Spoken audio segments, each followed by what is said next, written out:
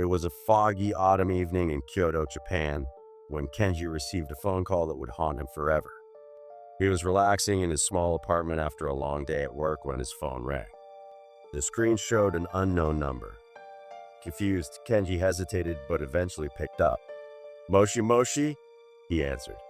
For a few seconds, there was nothing but static. Then a whispery voice, trembling and desperate, said, "Tasaki, it's so dark." "I'm still here." Kenji's body tensed. "Who is this?" he asked in Japanese. A choked sob came from the other end, followed by a sudden gasp. Then the line went dead. A cold shiver ran down his spine. He stared at his phone, trying to redial the number, but the screen displayed, "Number not in service." Trying to shake off the unease, he convinced himself it was a prank and went to sleep. The next morning, Kenji met his friend Hiro at a local cafe. Over coffee, he casually mentioned the strange call. Hiro frowned. "Did you say they whispered, 'Tasaki'? That means, 'help me.'" Kenji nodded. Hiro pulled out his phone and did a quick search. His face went pale. Kenji. That number belonged to a girl named Yuki Nakamura. She died in a tunnel accident 10 years ago, trying to escape a burning train. Kenji felt his heart pound. 10 years ago? That meant the call had come from a dead person. Determined to find answers, Kenji dug deeper.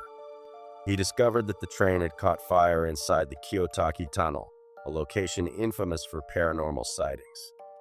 They say spirits of those who perished in accidents still haunt the dark passageways. That night, unable to sleep, Kenji stared at his phone. Would she call again? At exactly 2:57 a.m., his phone buzzed. The same unknown number. With a racing heart, he picked up. "Yuki?" Soft sob echoed. "Kenji, help me. I never made it out. I see the tunnel. I'm still inside." Tears welled up in Kenji's eyes. "What do you want me to do?" But before she could answer, the call cut off. The following evening, Kenji made a decision. He had to visit Kiyotaki Tunnel. Armed with a flashlight and a deep sense of dread, he arrived at the tunnel's entrance. It was silent and lifeless, except for a whispering breeze. He stepped inside. His phone buzzed. 2:57 a.m., he answered. "Yuki?" A gust of icy wind rushed past him. His flashlight flickered, and in the dim glow, he saw something, a shadowy figure at the tunnel's end.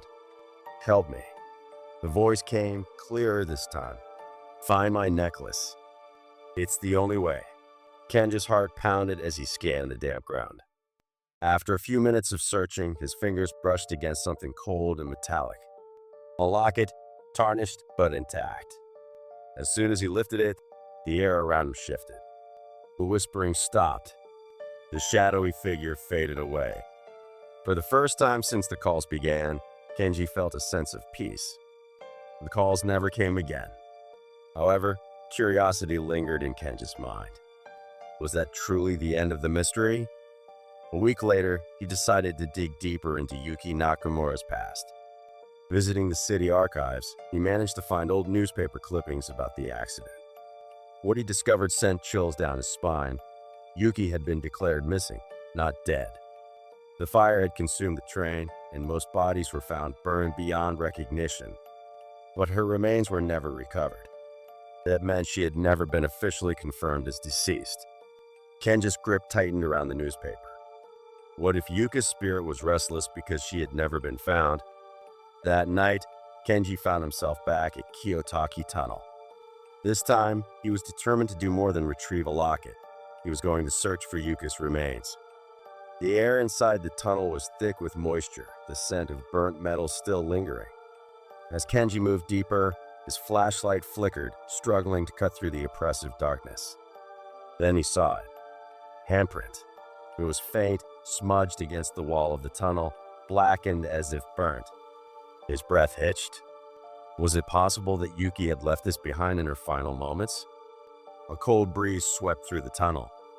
Suddenly, his phone vibrated violently in his pocket. Pulling it out, he saw a message from an unknown number. below the second marker. His pulse hammered. He turned to the tunnel's walls and saw old, rusted markers numbered in faded paint. He walked past the first one, and then found the second marker. Heart pounding, Kenji knelt down and started digging at the dirt and debris covering the tracks. He clawed at the earth for what felt like eternity, and then his fingers brushed against bone. Kenji recoiled, his breath hitching. He had found human remains. The tunnel around him groaned as if it was alive. His phone buzzed again. "You found me." Tears streamed down Kenji's face. He whispered, "Yuki, is this you?" A gust of warm air enveloped him, as if someone unseen was standing beside him. A sense of relief washed over him, and for the first time, the tunnel didn't feel terrifying, it felt at peace. The next day, Kenji reported the discovery to authorities.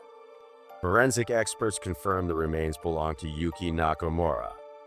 After 10 long years, her body was finally recovered, and her family was given closure. That night, Kenji received one final message. "Thank you. I can rest now." And then, the number disappeared from his call logs. For the first time in weeks, Kenji slept peacefully, knowing he had finally helped Yuki find her way home.